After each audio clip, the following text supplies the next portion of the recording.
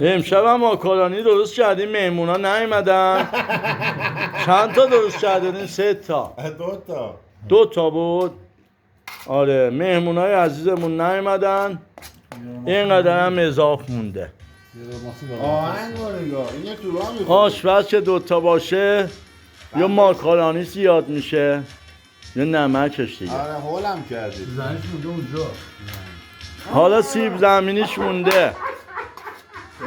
نه خالی نکردن.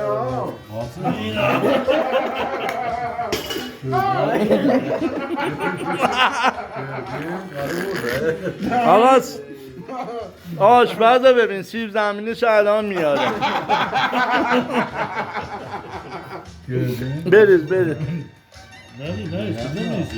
بزن بریزم. فردا بخوریم. حپاس ها سیب زمینی بخور. الان داری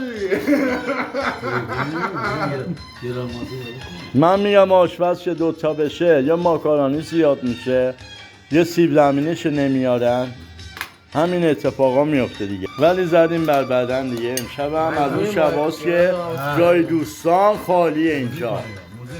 خیلی مخلصم.